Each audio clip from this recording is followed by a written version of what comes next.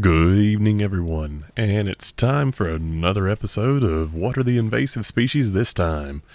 Galyad doesn't have that many invasive species, and they're also really not terribly difficult to beat. The first one up is Diablos. The hardest part about these two guys is actually figuring out where to go.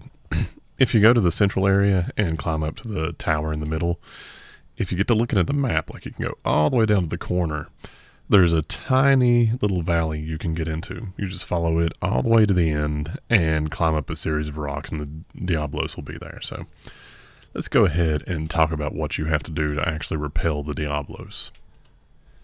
You really just need to bring you a hammer and have Meteor Strike or one of the meteor-based type of attacks. More or less what's going to happen is you're going to be trying to pop him in the head as he pops up out of the ground from his dig attack.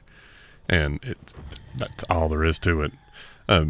Also, remember you got to be at nighttime to actually fight these guys. And this one's a good example that you don't have to pick up all the tracks to actually successfully fight them. But yeah, the one thing that I did find kind of tricky, when he actually digs, it can be a little bit unpredictable exactly where he's going to pop out at. I'm sure there's some sort of tell that I'm just not noticing. But there's a simple enough solution to that. And that is, when he digs, and wait until he digs. Like, you don't need to throw out the Meteor Strike at the beginning. The first turn you can actually just go ahead and do a couple of attacks to try to build up your meter a bit so that you have it available whenever he's going to do it. Once he digs down to the ground, just pick you a spot and consistently aim at that spot. Even if he manages to wipe out your team a couple times, eventually you'll get him. And this is not the point where you need to do the attack. When he's just digging around in a circle, he's not getting ready to pop out the next turn. He's just going to do the earthquake thing. When he's going to pop out, there will actually be 3 little spots like that. And I tried seeing if there was any pattern, like how far ahead you needed to be clicking to get it to be at the one that he came out at, and that seemed inconsistent as well. Either that or my timing was inconsistent. But I just picked the same place and started aiming at it every time, and eventually managed to hit him. So I'll go ahead and let you watch this pan out and pick up on the next one. Watch out!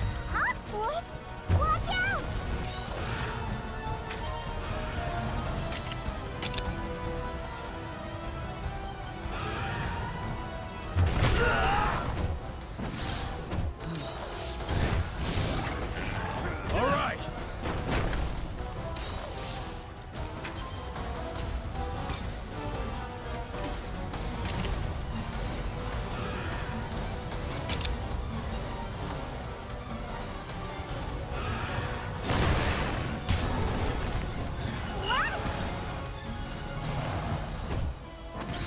Don't overdo it.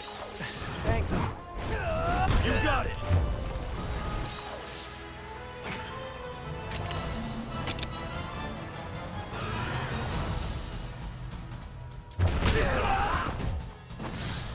I'm okay. Let's do this.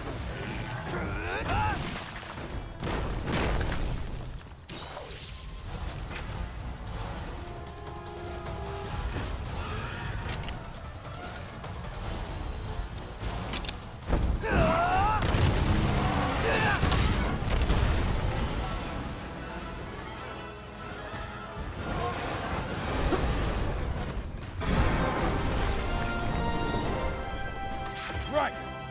Good one. You too, Captain. Your Highness! All right.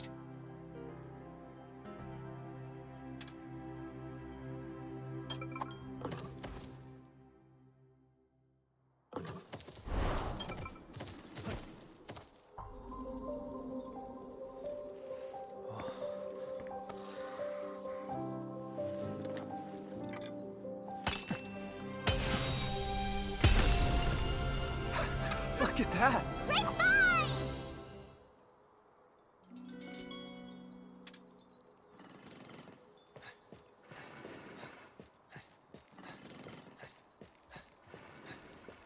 All right.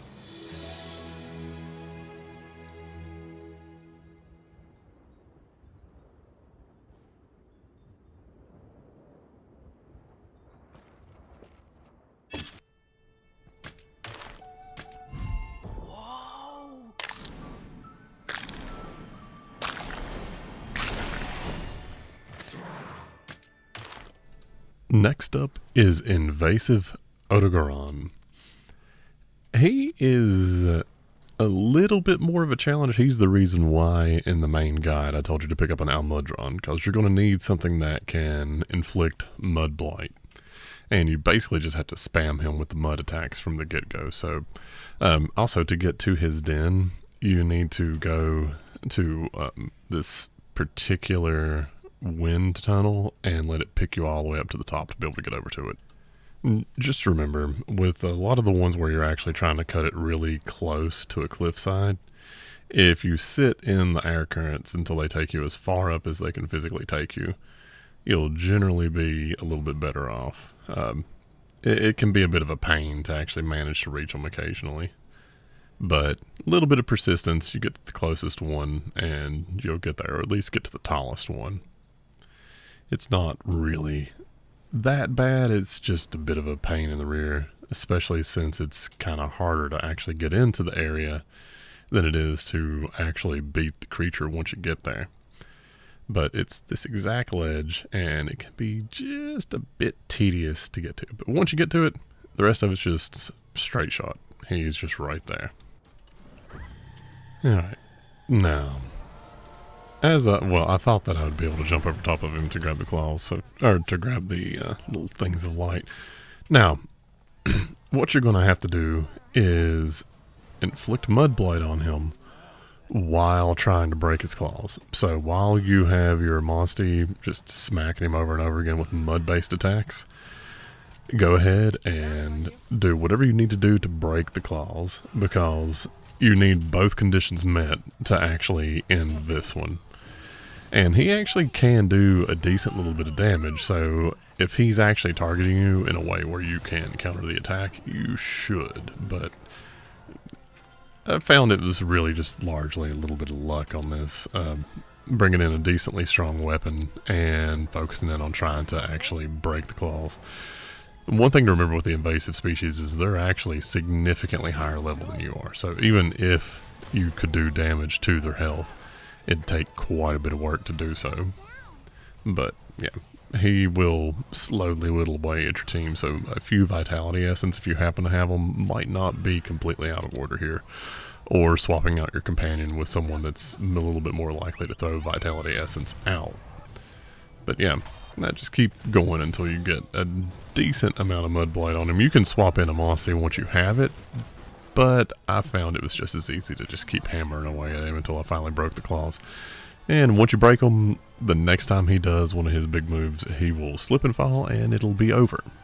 So I'll let you finish watching the fight and then jump back in towards the end, because there's one more tip I've got for this video.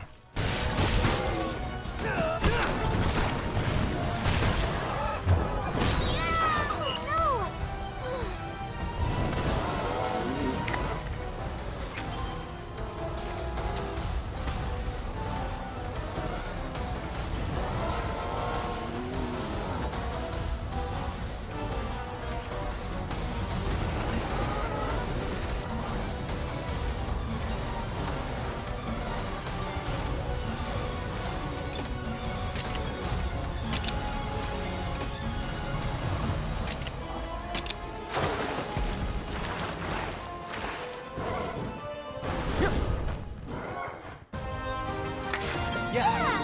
We did it! Your Highness! Okay.